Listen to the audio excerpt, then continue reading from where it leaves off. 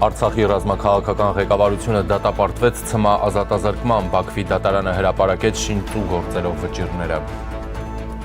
Ռուսական ալիքների Հայաստանի դեմ ուղղված բովանդակությունը դուրս կգա եթերից, ազգային ժողովը դրական եզրակացություն է տվել օտարերկրյա տեսալսողական ծրագրերի վերաբերյալ սահմանափակումներին։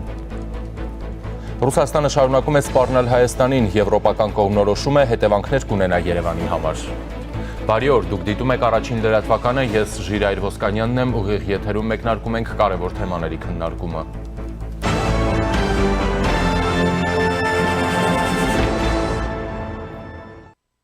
Եվ այսպես Արցախի Հանրապետության նախկին նախագահ Արայիկ Հարությունյանը, Պաշտպանության բանակի նախկին հրամանատար Լևոն Մնացականյանը, Պաշտպանության բանակի հրամանատարի նախկին առաջին տեղակալ գեներալ-մայոր Դավիթ Մանուկյանը, Ազգային ժողովի վերջին նախագահ Դավիթ Իշխանյանը, արտաքին գործերի նախկին նախարար Դավիթ Բաբայանը դատապարտվեցին ՑՄԱ ազատազրկման, Բաքվի դատարանում քննվող շինծու դատական գործերի շրջանակում։ Արցախի նախկին նախագահ Արկադի Ղուկասյանը եւ նախկին նախագահ Բակո Սահակյանը դատապարտվեցին 20 տարվա ազատազրկման, նրանք ՑՄԱ ազատազրկման չեն դատապարտվել, քանի որ նրանց 65 տարեկանը լրացել է, սա ըստ Ադրբեջանի քրեական օրենսգրքի պահանջների է։ Արցախի ռազմաքաղաքական ղեկավարներն ապօրինի ձերբակալվել եւ Բաքու էին տարվել 2023 թվականի սեպտեմբերին, ըստ ադրբեջանական կողմի նրանք մեղադրվում են խաղաղության եւ մարդկության դեմ հանցագործություններ կատարելու, պատերազմական հանցագործությունների, այդ թվում ագրեսիվ պատերազմ նախապատրաստելու, անցկացման, ցեղասպանության, պատերազմի օրենքների եւ կանոնակարգերի խախտման, ինչպես նաեւ ահաբեկչության ֆինանսավորման, իշխանության բռնի զավթման, իշխանության բռնի պահպանման եւ բազմաթիվ այլ հանցագործությունների մեջ։ Մադադ Բաբայանը եւ Մելիքսեդ Փաշայանը դատապարտվել են 19, Դավիթ Ալավերդյանը 16 տարվա ազատազրկման։ Ադրբեջանում հայերի դատավարությունները բացառապես լուսաբանել են միայն պետական լրատվամիջոցները։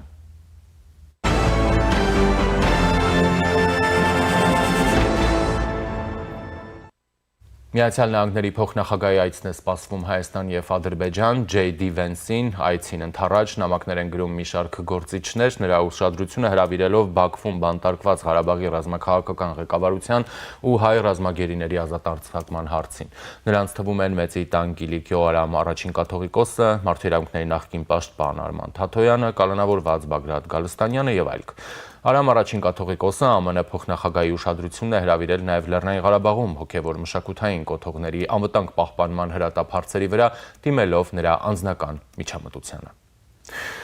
Եվ այժմ զրուցելու եմ Արցախի ազգային ժողովի նախկին պատգամավոր Վահրամ Աթանեսյանի հետ։ Ողջույն պարոն Աթանեսյան, շնորհակալություն միանալու համար։ Պարոն Աթանեսյան, այն որ սրանք շատ պայմանական են կոչվում դատական պրոցեսներ կամ դատական վճիռներ,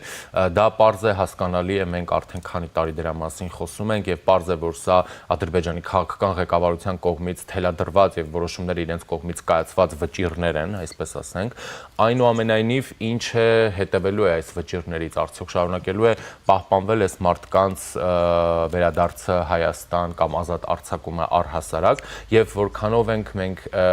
քաղաքական վերջին զարգացումների համատեքստում ինչպես ենք մոտենում, հա, այս հրապարակված այսպես կոչված դատական վճիռներին, նախորդին օրինակ Ալիևը եւ Փաշինյանը մրցանակ էին ստանում եղբայրության Զայեդ կոչվող մրցանակը խաղաղության համար, իսկ այսօր մենք ունենք այսպիսի դաժանագույն ծայրահեղ այսպես կոչված դատական ակտեր Արցախի իշխանական եւ ռազմական ղեկավարության ներկայացուցիչների նկատմամբ։ Իհարկե առաջին տպավորությունը այն է, որ այսպես կոչված այդ դատավճիռների հրապարակման օրը պատահական չի ընտրվել, փետրվարի 5-ը հաջորդում է Աբու Դաբիում Փաշինյան-Ալիև հանդիպմանը։ Բնականաբար առաջին ընկալումը առնվազն հարց է ծնում, թե արդյոք հայ-ադրբեջանական խաղաղությունը կամ հարաբերությունների կարգավորումը մտել է այլևս անշրջելի, անդառնալի, անվերադարձ ուր։ Եթե միջազգային քաղաքական իրավիճակի առումով նաև գնահատենք, ապա պարզ է, որ դա նաև ակնարկ է Միացյալ Նահանգների փոխնախագահին, ով առաջիկայում պետք է այցելի Հայաստան եւ Ադրբեջան։ Մանավանդ որ ինչպես նաեւ դուք նշեցիք, ԱՄՆ փոխնախագահին հասցեագրված դիմումների, միջնորդությունների առատություն կա, այսպես ասած, եւ այս ֆոնին սոցիալական մեդիայում տարածվել է նաեւ Հույդա բյուրոյի անդամ Մուրադ Փափազյանի գրառումը այն մասին, որ Ֆրանսիայի սենատը հայ գերիների վերադարձի մասին հայտարարություն ընդունել կամ բանաձև ընդունել,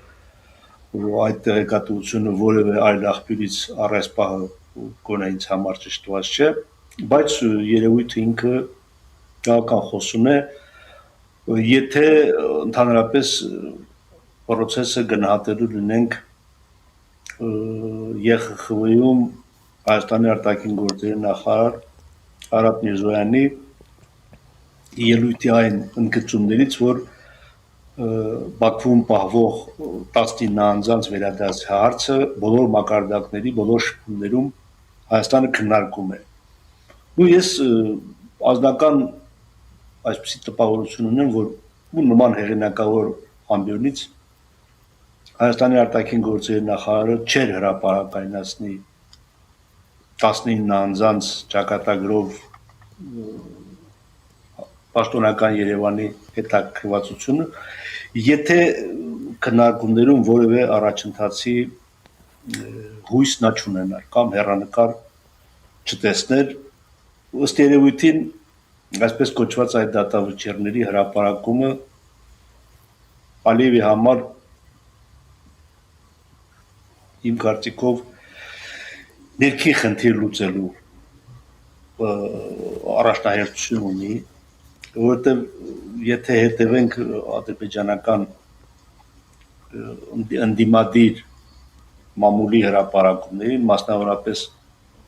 Եվրոպայում ադրբեջանական վտարանդիության ռեսուրսներին, տեղեկատվական ռեսուրսներին, ապա այնտեղ այսպես տարածվել է կարգախոս, որ Իլհամ Ալիևը ու ճակերտներով իրենց արտահայտությամբ ցեղասպանության մեջ մեղադրվող հայերին ազատ է արձակում, իսկ ասենք ընդդիմադիր ժողովրդական ճակատ կուսակցության առաջնորդ Ալի Քերիմլիին կալանքի է ենթարկում։ Այսպիսի խոսույթ ամեն դեպս կա եւ ես կարծում եմ, որ դա նաեւ ինչ-որ հանրային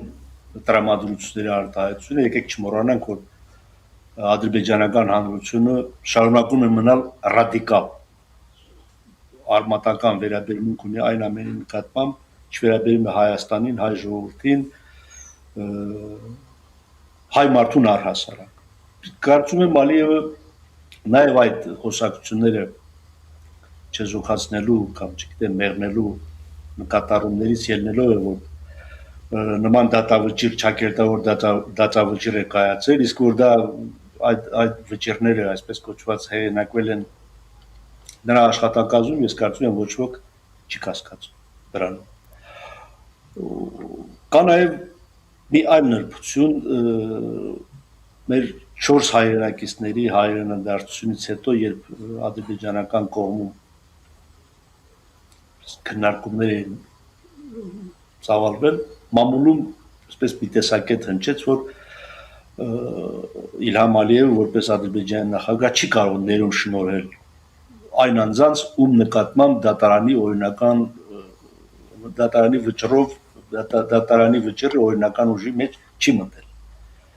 Ինչ է դա նշանակում, ինչ ենթադրություններ կարելի է անել, կարծում եմ մոտ ապագայի խնդիր չէ, բայց եթե հայ-ադրբեջանական նախաստորագրված պայմանագիրը վերջնականապես ստորագրվի եւ ուժի մեջ մտնի, անկասկած Լեռնային Ղարաբաղի ռազմաքաղաքական ղեկավարության ու նախկին պաշտոնյաների նկատմամբ կայացրած այդ այսպես կոչված դատավճիռը որոշիչ չի լինելու, որովհետեւ Ադրբեջանում, ինչպես ասացի, արդարադատություն չկա, գոյություն չունի, ամեն ինչ որոշում է մեկ անձ։ Դա Իլհամ Ալիևն է եւ կարծում եմ պետք է շարունակել այդ թեմայով միջազգային գործընկերների եւ Ադրբեջանի հետ երկխոսությունը եւ խաղաղության ինստիտուցիոնալացման գործընթացին զուգահեռ կարելի է հուսալ, որ այսօր Բաքվում ցմահ ազատազրկման եւ երկարատև բանտարկության դատապարտված անձինք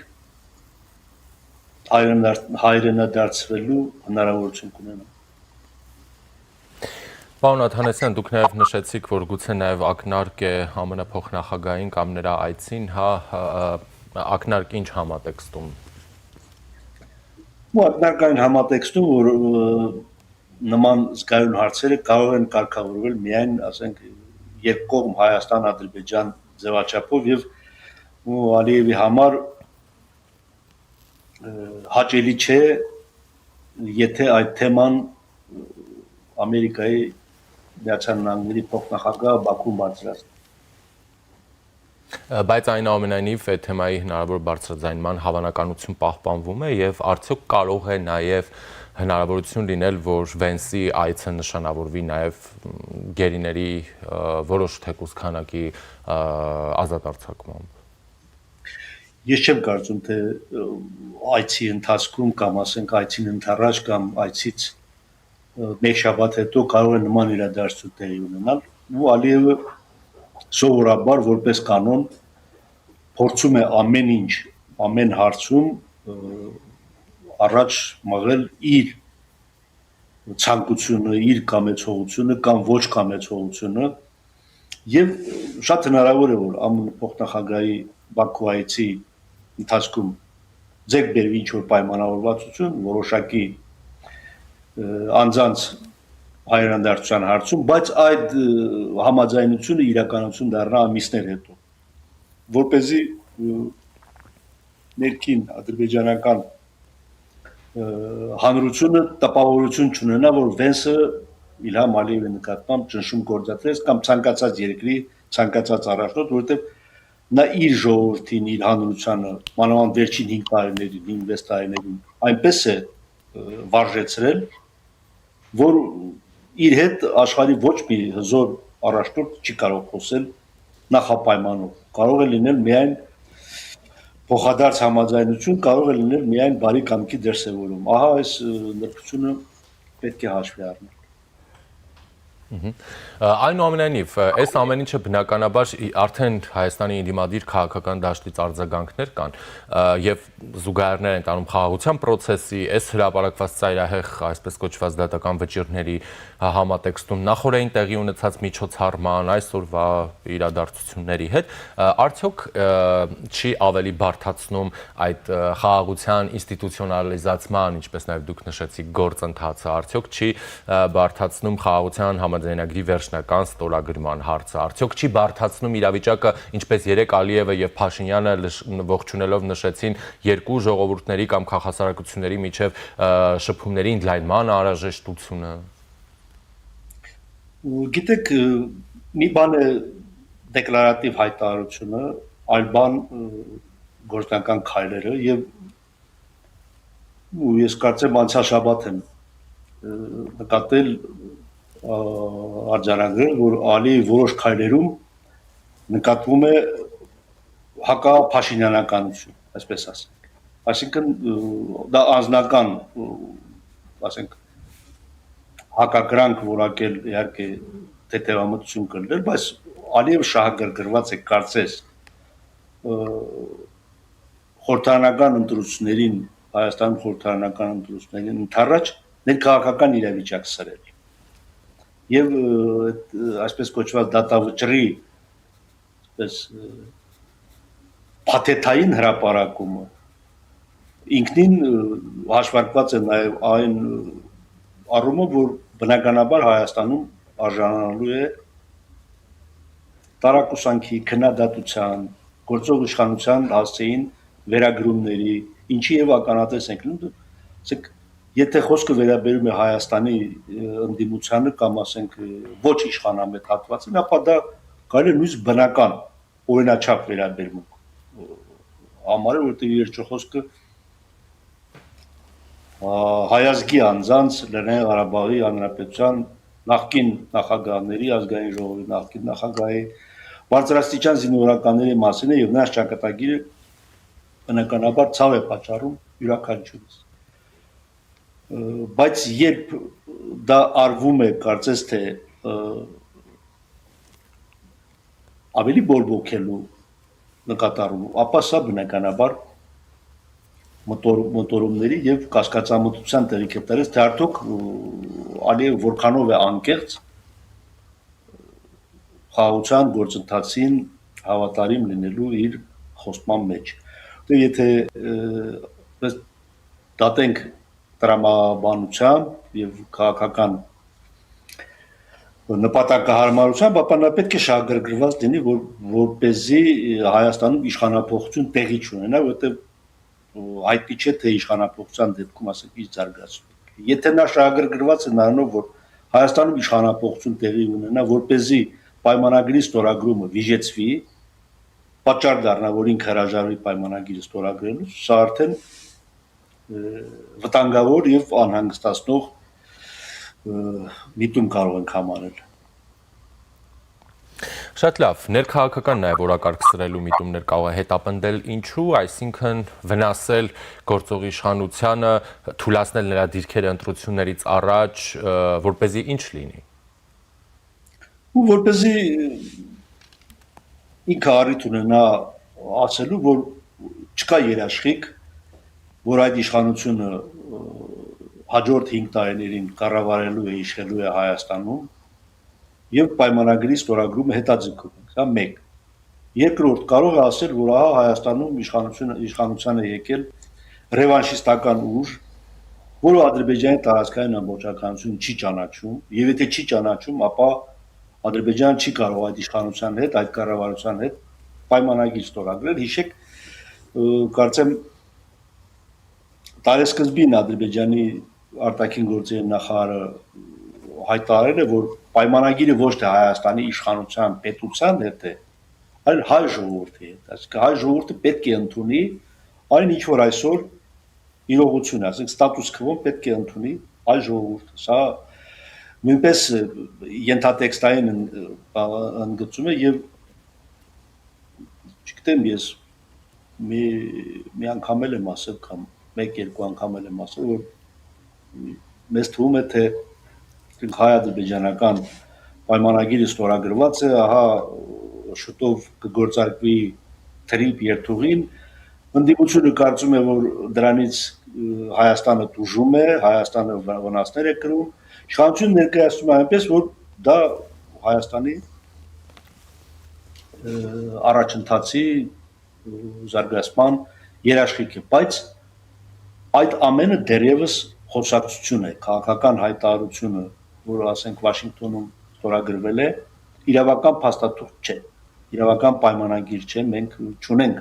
հայ-ադրբեջանական հաստատված վավերացում անցած պայմանագիր։ Մենք չունենք հայ-ադրբեջանական սահմանազատում, որը կողմերի խորհրդարանների կողմից հաստատված կլինի։ Մենք չունենք Թրամփի երթուղի նախագծի կառուցման, շահագործման, վերահսկողության մասին իրավական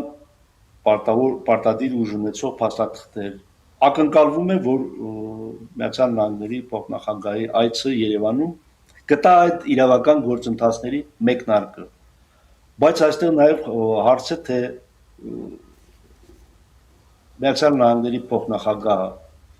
Բաքվում Իլհամ Ալիևի հետ թրիպ նախագիծը քննարկելու է, թե ոչ։ Այսինքն, որն է Ադրբեջանի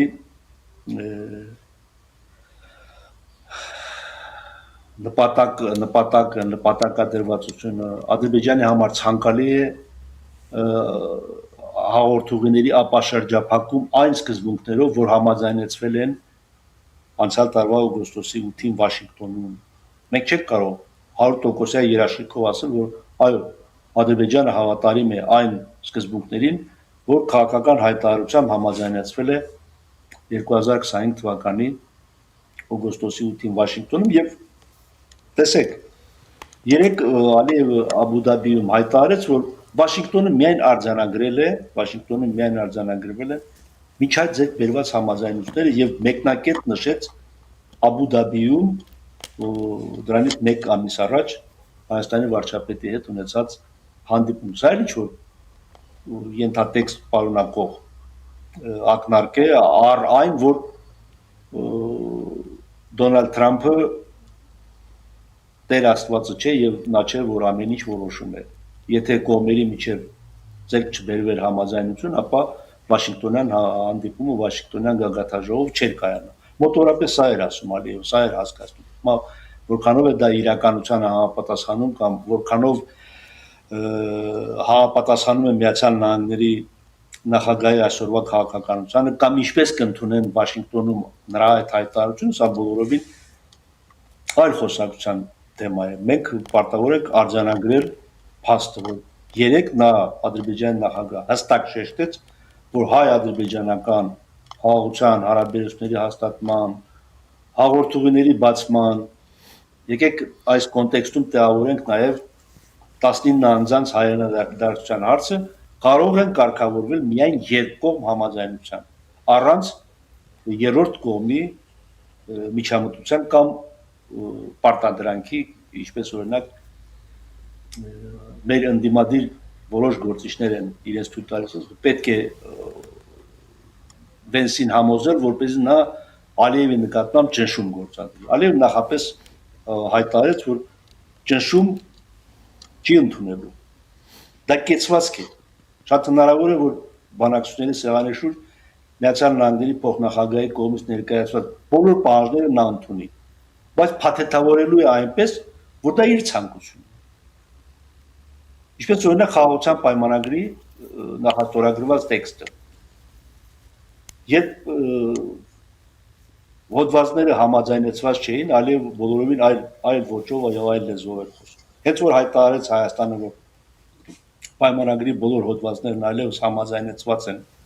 որևէ լրացուցիչ քննարկում չի լինելու, անմիջապես դա ներկայացրեց որպես ոչ միայն իր նախաձեռնություն, այլև իր հեղինակած տեքստ, ինչը բնականաբար որոշակի ազդեցություն է թողնում նաև Հայաստանի ընդդիմադիր քաղաքական դաշտում, չէ, մարդիկ ասում են, որ տեքստը Ալիևն է գրել, ուրեմն դա պարտադրանք է։ Պարոն Աթանասյան, այսինքն Ադրբեջանին սպասվող ընտրություններում ձեռնտու կլինի այս իշխանության պարտությունը։ Ես չեմ ասում ձեռնտու կլինի, ես այսպես տեսականորեն ենթադրում եմ, որ իրավիճակի փոփոխության դեպքում, ասենք միջազգային քաղաքական օրակարգի որևէ կարդինալ փոփոխության դեպքում Ալիևը կարող է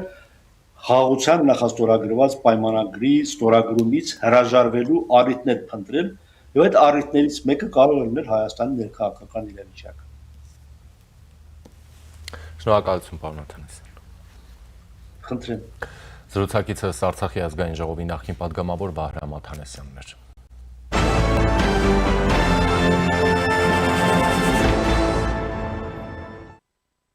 Այսօր Ռուսաստանի արտաքին գործերի նախարար Սերգեյ Լավրովը հանդիպել է Հայաստանի ազգային ժողովի նախագահ Ալեն Սիմոնյանի հետ, ով պաշտոնական այցով է Մոսկվայում։ Ըստ ռուսական կողմի քննարկվել են երկկողմ համագործակցությունը եւ տարածաշրջանային խնդիրները։ Հատուկ ուշադրություն է դարձվել եվրասիական ընդհանուր կառույցներում Մոսկվայի ու Երևանի փոխգործակցությանն ու այդ ուղղությամբ երկխոսությանը։ Ռուսաստանի արտաքին գործերի նախարար Լավրովը ասել է, որ Մոսկվան մնում է Երևանի հիմնական առևտրային գործընկերը եւ պատրաստ է ընդլայնել համագործակցությունը։ ԵԱՏՄ-ին անդամակցությունը անհամատեղ է Եվրամիությանն անդամակցության հետ։ Մեզ համար մի փոքր տարօրինակ է պարբերաբար լսել հայտարարություններ Հյուսիսից Հայաստանի դեմ նախապատրաստվող առասպելական հարձակումների ՀԱՊԿ-ի կողմից գոյության սպառնալիքի մասին, նշել է Լավրովը։ Իդեպ Ալեն Սիմոնյանն ասել է, որ Հայաստանը չի փորձում որևէ բան անել Ռուսաստանի դեմ։ Ես չեմ ուզում, որ Ռուսաստանում նման ընկալում լինի։ Մենք չունենք եւ չենք ունենա նման ընկալում։ Մենք հետաքրքրված ենք Ռուսաստանի հետ կապերով, Հայաստանը դեռևս հարցեր ունի ՀԱՊԿ-ի վերաբերյալ։ Կան հարցեր, որոնց պատասխանները դեռևս չենք ստացել։ Դրանք բազմիցս բարձրաձայնվել են, ասել է Սիմոնյանը։ Հայաստանի ազգային ժողովի նախագահի այցից առաջ Ռուսաստանի փոխվարչապետ Ալեքսեյ Օվերչուկը հայտարարել է, թե Եվրամիությանը հնարավոր անդամակցելու որոշումը հայ ժողովրդի ընտրությունն է, բայց պետք է Երևանը հաշվի առնի Եվրոպական միության փոփոխվող բնույթը, որը տնտեսական միությունից վերածվում է ռազմաքաղաքականի։ Հետո հարցադրում է արել. հայերը պատրաստ են միանալ ռազմաքաղաքական միությանը, որն այժմ շատ ագրեսիվ է տրամադրված Ռուսաստանի Ռուսաստանի նկատմամբ։ Հնարավոր է հայերը նույնպես ստիպված լինեն իրենց տալ այս հարցը։ Օվերչուկը նաև հավելել է. բոլորը հասկանում են, որ Հայաստանը չի կարող միաժամանակ լինել երկու ինտեգրացիոն միավորումների անդամ։ Հետևաբար, եթե նման ընտրություն երբևէ կատարվի, այն կլինի համապարփակ հաշվի առնելով այն դինամիկան, որը մենք այսօր տեսնում ենք Եվրամիության փոփոխվող բնույթում։ Իսկ Ռուսաստանի արտգործնախարարությունը հայտարարել էր, թե Եվրամիության հետ Հայաստանի արագացված մերձեցումը բացասական հետևանքներ կունենա ինչպես Ռուսաստանի հետ դաշնակցային հարաբերությունների, այնպես էլ հետխորհրդային տարածքում ինտեգրացիոն գործընթացների զարգացման վրա։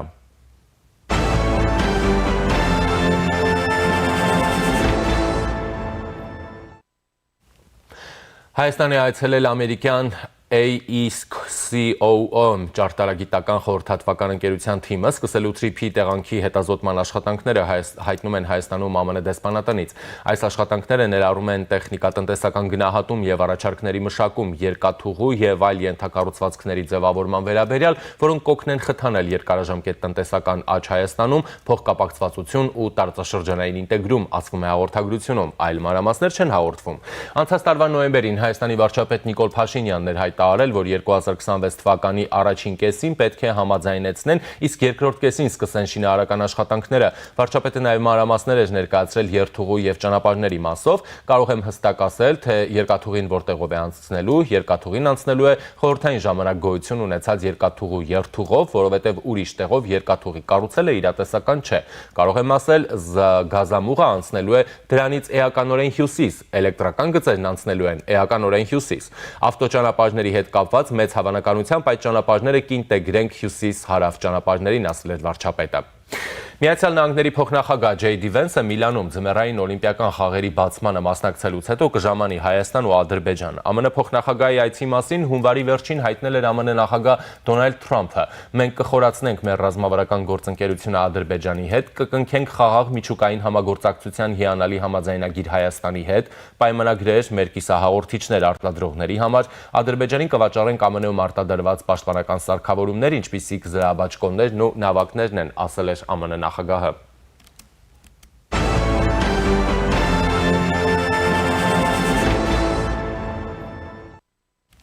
Ազգային ժողովի գիտության, կրթության, մշակույթի, սփյուռքի, երիտասարդության եւ սպորտի հարցերի մշտական հանձնաժողովի նիստում քննարկվել եւ դրական եզրակացության է արժանացել Հանրապետության բարձր տեխնոլոգիական արդյունաբերության նախարարության ներկայացրած տեսալսողական մեդիայի մասին օրենքում փոփոխություններ եւ լրացումներ կատարելու մասին օրենքի նախագիծը։ Այն ներառվել է առաջիկա լիագումար նիստերի օրակարգում։ Նախագծով առաջարկվում է վերանայել եւ հստակեցնել տեսալսողական հաղորդումների Չարաշահման արգելքների շրջանակը սահմանելով դրանց կիրառման առավել կոնկրետ դեպքերը։ Մասնավորապես, օրենքով կարգելվի սահմանադրական կարգը բռնի տապալելու, պատերազմ քարոզելու, բռնություն, դաժանություն քարոզող կամ նման նպատակ հետապնդող բովանդակության տարածումը։ Փոփոխություններով նախատեսվում է նաև նոր կարգավորում, ըստ որի կարգելվի օտարերկրյա տեսալսողական ծրագրերում Հայաստանի ներքաղաքական կյանքին միջամտող բովանդակության տարածումը։ Օրինագծով հստակեցվել են ցանցային օպերատորների նկատմամբ լիցենզիայի կասեցման եւ դադարեցման իրավական հիմքերը, չափանիշներն ու կիրառման մեխանիզմները։ Վերանայվել են նաև տեսալսողական ծրագրերի դիստրիբյուտորների գործունեությանը վերաբերող պահանջները, փոփոխություններ են կատարվել տուգանքներին առնչվող դրույթներում, օրենքի խախտմամբ գործունեություն իրականացնելու դեպքերի մասով, ինչպես նաև ավելացվել է նոր հոդված, որը կարգավորում է ցանցային օպերատորի լիցենզիայի կասեցման ու դադարեցման ընթացակարգը։ Նախագծի ընդունման արդյունքում կկատարելագործվեն տեսալսողական մեդիայի ոլորտում վերահսկողության եւ կարգավորման մեխանիզմները, կբարձրանա օրենքի կիրառելիությունն ու գործնական արդյունավետությունը, կկանխվեն երկիմաստ մեկնաբանություններն ու կձևավորվի կանխատեսելի իրավական միջավայր ոլորտում գործող սուբյեկտների համար, ապահովելով հավասար մրցակցային պայմաններ ու նվազեցնելով մենաշնորհային դիրքի չարաշահման ռիսկերը։ Միաժամանակ փոփոխությունները միտված են քաղաքացիների վրա ազդող բացասական տեղեկատվության սահմանափակմանը, թույլ տալով կանխել ապատեղեկատվության, բռնության, ատելության խոսքի եւ այլ վնասակար բովանդակության տարածումը, ինչպես նաեւ զսպել արտաքին ազդեցությունները Հայաստանի տեղեկատվական դաշտի վրա ազգային անվտանգության պահանջներին համահունչ։ Եվ այժմ կզրուցեմ քաղաքական վերլուծաբան Բագրատ Առաքելյանի հետ։ Ողջույն պարոն Առաքելյան, շնորհակալություն մեզ միանալու համար։ Բարև ձեզ, պարոն Ոսկանյան, ես եմ շնորհակալ հրավերի համար։ Պարոն Առաքելյան, ես նշեցի Մոսկվայում է գտնվում ազգային ժողովի նախագահը Ալեն Սիմոնյանը արդեն հանդիպել է Լավրովի հետ, Լավրովը դժգոհել է, որ իրենց դուր չի գալի, երբ հայտարարություններ են լսում իբր հյուսիսից սպասվող այսպես կոչված հարձակումների մասին, խոսքը հիբրիդային հարձակումների մասին է, ՀԱՊԿ-ի վերաբերյալ, որ այն սպառնալիք է եւ այլն, Ալեն Սիմոնյանն էլ դե ասում է, որ մենք չենք ուզում, որպեսզի այդպիսի կարծիք ընկալում ձևավորվի, եւ նաեւ նշում է, որ ՀԱՊԿ-ին ունեն հարցեր, որոնց պատասխաններին դեռ սպասում են։ Հա, նախ գանք այդտեղից, էլի, ուզում եմ հասկանանք, որքան կարելի է սպասել մի հարցի պատասխան եւ ինչու է Երևանը ենթադրում, որ ՀԱՊԿ-ի լռությունը կամ Հայաստանի սահմանները չճանաչելը արդեն իսկ պատասխան չի եղել։ ՀԱՊԿ-ը այդպես էլ մնալու է խուլ ու հանր այդ պարագայում եւ սպասել որևիցե ինչ-որ նորությունների այդ թեզերի մեջ անիմաստ է։ Մենք ՀԱՊԿ-ից բազում անգամ խոսել ենք նրա մասին, որ ՀԱՊԿ-ից Հայաստանը պետք է արդեն օր առաջ դուրս եկած լիներ եւ այսօր Հայաստանի այդ սառեցված վիճակը ոչ մի իրավաբանական հիմքեր չունի եւ դե ֆակտո եւ դե յուրե հիմնականում դե յուրե Հայաստանը դեռ գտնվում է ՀԱՊԿ-ում եւ Հայաստանը դրանով դա Հայաստանի համար սպառնալիք է անվտանգության տեսակետից եւ ռազմական կայունության եւ այլն։ Այնպես որ եթե խոսքը գնում է ՀԱՊԿ-ի մասին, ապա ՀԱՊԿ-ից մենք արդեն պետք է դուրս եկած լինենք եւ ոչ մի բանի չսպասեինք, ոնց որ ասեց պարոն Սիմոնյանը։ Բայց այնուամենայնիվ իհարկե կա դիվանագիտություն, մենք մեր քայլերը աշխատում ենք անել այնպես, որ ավելի կտրուկ քայլերի չդիմենք, բայց կամաց ինչ-որ շարժվում է, ամենայն դեպս այն մեր երկրի մեր ղեկավարությունը շարժվում է դեպի դուրս ՀԱՊԿ-ից, ինչը որ իմ կարծիքով ճիշտ է։ Թե երբ կընդունվի վերջին վերջո այդ արդեն շատ շուտվանից սպասված որոշումը, դժվար է հիմա ասել, բայց գործը գնում է դրան։ Շատ լավ, նաև խոսենք այդ հնարավոր հարձակումների մասին, մինչ Լավրովը բողոքում է, որ այդ ինչ հարձակումներ ենք պատրաստում Հայաստանի դեմ եւ այլն, մեր օրինակ ազգային ժողովի համապատասխան հանձնաժողովը դրական եզրակացություն տվեց նաև այդ թվում օտարերկրյա տեսահոլովական ծրագրերի վերաբերյալ սահմանափակումներին, այսինքն հանրային մուլտիպլեքսից Հայաստանի դեմ ուղղված օտարերկրյա ցանկացած բովանդակություն դուրս է գալու, երբ լիագումար նիստերում եւս հավանության արժանանա այս փոփոխությունը, ինչպես նաև մամուլը շրջանառում է տեղեկություն, որ սա վերաբերում է ոչ միայն հանրային մուլտիպլեքսում, այլ նաև կաբելային, այսպես ասած, հեռարձակողներին, ովքեր եւս համաձայնել են հետևել այդ օրինակին եւ դուրս թողնել Հայաստանում հեռարձակվող օտարերկրյա տեսալսողական ծրագրերում Հայաստանի վերաբերյալ կամ Հայաստանի դեմ ցանկացած ծրագիր, հա, այսպես ասենք։ Դուրս է գալիս, որ այս փոփոխությունները մասնավորապես հենց ուղղված են նաև ռուսական այսպես կոչված մեդիային, որտեղ Հայաստանում այլ մեդիա չէլ հեռարձակվում, էլի արտասահմանյան։ Ճիշտ է ուղղված, ես կանվանեի այդ որոշումը արժանապատվության արձանագրում, վերջը, որտեղ տարիներ շարունակ մենք տեսնում ենք, որ ռուսական տարբեր ալիքներով մեր հայ ժողովրդի, մեր քաղաքացիների ականջները լցվում էր պրոպագանդա, ռուսական պրոպագանդա, Հայաստանը եւ այն թվում ոչ միայն պրոպագանդա, այլ նաեւ վիրավորանքներ, որոնք որ ուղղված էին իմ կարծիքով առաջին հերթին հենց հայ ժողովրդին, հայ քաղաքացուն, որտեղ եթե նույնիսկ արտասահմանյան որևիցե կապ չունի թե որ երկիրը ներկայացնող ինչ որ լրագրող հնչեցնում է բառեր անպատվում է մեր ղեկավարությանը երկրի, որը որ ընտրել է Հայաստանի Հանրապետության քաղաքացին, դա առաջին հերթին ինքը անպատվում է Հայաստանի քաղաքացու։ Եվ ուրիշ բան է, եթե դա լիներ մի առանձին երկրում, իրենց ուրեմն մեդիաներում ինչ որ բան են խոսում, իբրև թե անվանում են դա խոսքի ազատություն, բայց լրիվ անընդունելի կարգավիճակ էր, երբ որ դա հեռարձակվում էր պետական ալիքներով մեր երկրում։ Եվ այդ անձնավորությունները հարթակ ունեին մեր երկրում, մեր քաղաքացիներին նման բառեր հնչեցնելու։ Դրա համար ես անվանում դա արժանապատվության արձանագրում։ Վերջի վերջո, ես շատ լավ հիշում եմ 14 թվականին, եթե հիշում եք, որ եկել էր այդ Դմիտրի Կիսելյովը Հայաստան եւ Հայաստանի խորհրդարանում մատ էր թափ տալի մեր այն ժամանակվա իբրև թե падգամավորների վրա։ Մատ էր թափ տալի պահանջներ էր ներկայացնում, ասում էր, որ ռուսերեն լեզուն պետք է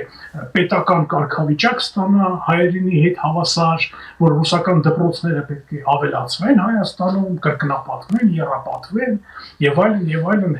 անհետեթություններ։ Հիմա դրա պատասխանը վերջի վերջո իրենք ստացան, ես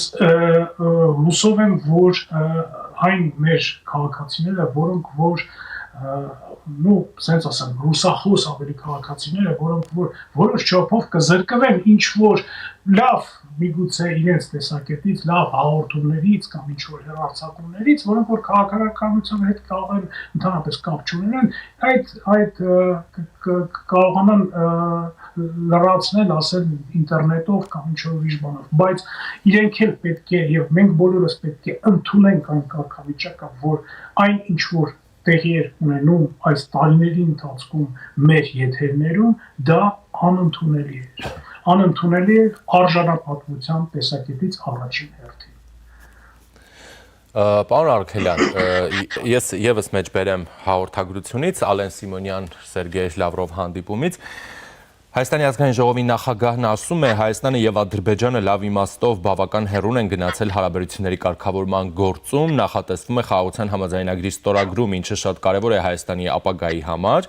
Այնուհետև Ալեն Սիմոնյանը նշում է Հայաստանը շահագրգռված է Ռուսաստանի հետ հարաբերություններում եւ չի ցանկանում, որ Մոսկվայում ընկալում լինի, թե Հայաստանը Ռուսաստանի դեմ քայլեր է անում։ Միևնույն ժամանակ Սիմոնյանը նշել է, որ կան հարցեր, որոնք անհրաժեշտ է քննարկել։ Անդրադառնալով ՀԱՊԿ-ին Սիմոնյանը նշել է,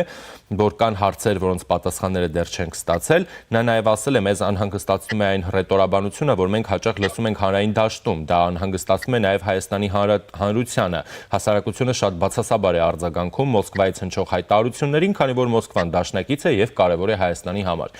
Եվ նաև ես ուզում եմ հիշեցնել, որ Սիմոնյանի այցից առաջ եւ դա հենց առաջ էլ Ռուսաստանի արտգործնախարարությունը եւ տարբեր պաշտոնյաներ հանդես եկան էլի սպառնալիքներով Երևանի դեմ, մասնավորապես եվրոպական կուրսի վերաբերյալ եւ Ալեն Սիմոնյանը նաեւ խոսելով ԵԱՏՄ-ից ասել է, որ Հայաստանը չպետք է դուրս գա միությունից, փոխարենը կարելի է գտնել լուծում, որից կշահեն երկու կողմն։ Բավական հետաքրքիր ձևակերպում, ինչպիսի լուծում կարող է լինել իրար բացառող միմյանցից տարբեր մաքսային միությունների հետ գործակցելու, հա, բայց Սիմոնյանը ասում է պետք չէ դուրս գալ ԵԱՏՄ-ից։ Գտնել լուծում, աշխատել։ Գիտեք, դա ես կարծում եմ, որ դա դիվանագիտական պիրուետ է, ինչ որտեղ Եվ այն ինչի մասին դուք ասեք խոսում եք վերջերս Դմիտրի Օվերչուկը Ռուսաստանի փոխվարչապետը հնչեցրեց այդ թեզերը, որ Հայաստանը պետք է ինչ-որ ընտրության առջև կանգնի, քանի որ Եվրոմիությունը արդեն ոչ միայն տնտեսական, այլ ռազմաքաղաքական բնույթ է ստանում, այո, ստանում է եւ Հայաստանը դրանից միայն կշահի, եթե երբ ես տենց ասեմ, երբ կոնկրետ որոշում ընդունի նրանում, որ Հայաստանը փոխում է իր վեկտորը եւ գնում է դեպի Եվրոմիություն, որտեղ ոչ մի ռազմական դաշինքի մեջ դե ֆակտո մենք Ռուսաստանը մեզ ոչ մի ռազմական սատարում չի ցուցաբերում եւ երբևիցե չի ցուցաբերի եւ մենք արդեն դրա մեջ համոզվեցինք այս տարիների ընթացքում, որ Ռուսաստանը ոչ թե ինչ որ պաշտպանություն է, այլ ընդհակառակ ինքը սպառնալիք է մեր ժողովրդավարության համար, մեր պետականության համար եւ բնականաբար է, որ մեր արձագանքը դրան նաեւ որ մենք փորձում ենք հիմա ինչ-որ կապեր գտնել եւ ուրիշ վեկտոր կառուցել դեպի ուրիշ ավելի կայուն եւ ավելի վստահ ինչ-որ մի միություն, որ այսօր ներկայանում է Եվրոպական միությունը եւ մեր համար դա անհամեմատ ավելի լավ նորություն է եւ հիմա Եվրոմիությունը ակտիվ քայլեր է ձեռնարկում այն ուղղությամբ որ տնտեսական կառույցը միայն տնտեսական կառույցը սարքի նաեւ ռազմաքաղաքական եւ որովհետեւ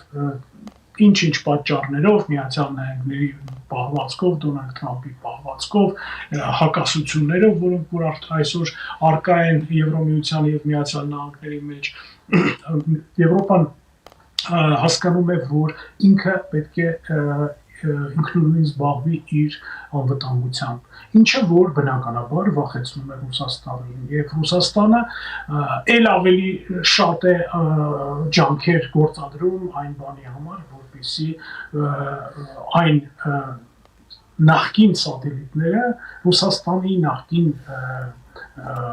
գաղութները փորձեր չձեռնարկեն որպեսզի միանան այդ ռազմաքաղաքական նորաստեղծ կառույցին եւ այն հիբրիդային պատերազմը, որ Ռուսաստանը ընձեռնել է Հայաստանում, ինքը խոսում է նրա մասին, Լավրովի մասին եմ ասում, խոսում է նրա մասին, որ այդ ինչ պատերազմ է, ինչի պատերազմ է։ Մի քանի հեղաշրջում եք փորձել կատարել Հայաստանում, դա է պատերազմը։ Դուք ուղղակիորեն ֆինանսավորել եք ինչ ճանապարհներով ձեր պրոքսիների, ձեր ինչ որ գրպանի միլիարդատերների միջոցով, թեպետ եւ հայկական ազգանուններով, հա, դուք ֆինանսավորել եք այդ հեղաշրջումները, որ այդ փորձերը հեղաշրջումների եւ շարունակում եք այդ process-ը եւ այսօր էլ հիմա մենք տեսնում ենք որ իրենք ամեն կերպ բոլոր ճանապարհներով փորձում են գրավել Հայաստանի իշխանությունը փորձում են մարդկանց խաբվածության մեջ գցել մենք տեսնում ենք այն հսկայական գումարները, որոնք որ ծախսվում է հիմիկվա այս ընտրությունների ժամանակ ռուսական պրոքսիների կողմից եւ այդ process-ը պետք է կանգնեցվի, ինչպես որ կանգնեցրեցին մուլտիպլեքսը, այդ որոշումը ընդունեցին, այդ նույն կերպով էլ պետք է դադարեցվի իրենց գործունեությունը Հայաստանում, որտեղ այդ մարդկանց, այդ կուսակցությունների, այսպես ասած կուսակցությունների գործունեությունը հակասում է ժողովրդավարությանը եւ այդ ուժերը կոչ են անում հակաժողովրդական բնույթներով եւ չի կարելի թույլ տալ ոչ մի դեպքում որպեսզի օգտագործելով ժողովրդավարական մեխանիզմները նման անձնավորությունները եւ նման քաղաքական ուժերը գան իշխանությանը դա կլինի մեր վերջը դա կլինի Հայաստանի պետականության տապալումը եւ մեր պարզապես անկումը իբրև պետություն իբրև պետականություն դրա համար այդ քայլերը օր առաջ պետք է ձեռնարկվեն եւ ինչ էլ չխոսի Լավրովը որը Ռուսաստանի այլ ներկայացուցիչները, որոնք որ ներկայացնում են մի երկիր, որը ոչ ժողովրդավարության հետ կապ ունի, ոչ ինչ-որ արդարադատություն ունի, ոչ մի բան չունի, արդեն դե ֆակտո չունի տնտեսություն, դե ֆակտո չունի տեխնոլոգիաներ, դե ֆակտո չունի նորմալ բանակ, որը որ հիմա պայքարում են, ինչ-որ գյուղ են գրավում, հետո հետ են նահանջում, հետո նորից գրավում են ու դրանով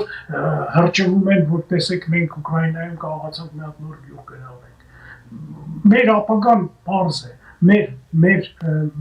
կամքն է անհրաժեշտ, որպեսզի մենք փոք գանք այդ ժանգոտած սովետական պսևդո-իմպերիալական այդ կառույցից, որը որ փորձելու է անընդհատ այդ փորձերը շարունակվելու են մեզ բերի իր փեշի տակ եւ իմ կարծիքով իսկ ինչ որ խոսվում է դիվանագիտական ատյաններում դա այո դե հիմա ստիպված են բնականաբար իրանք ուղղակիորեն չեն կարող հնչեցնել շատ բաներ ինչ որ մտածում են շատերը իրենցից, ես նկատի ունեմ մեր ղեկավարությունը եւ երևի ճիշտ են անում, բայց այնուամենայնիվ այդ պահանջը կա եւ մենք պետք է շարժվենք առաջ։ Շնորհակալ եմ, պարոն Առաքելյան։ Ես եմ շնորհակալ։ Զրուցակիցս քաղաքական վերլուծաբան Բագրատ Առաքելյանն էր։ Այժմի համար այսքանն ենք նախատեսել, մնացեք առաջինի հետ, ես Ժիրայր Ոսկանյանն եմ։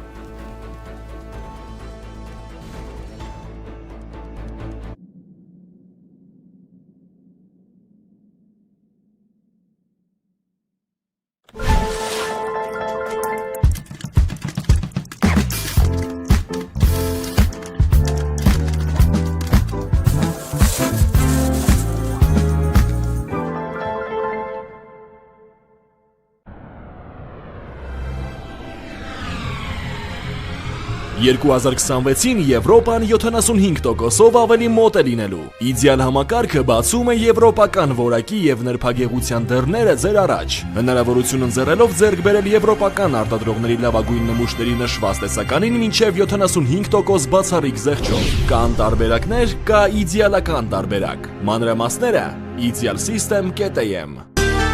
Իդեալ համակարգ դեպի կատարելություն։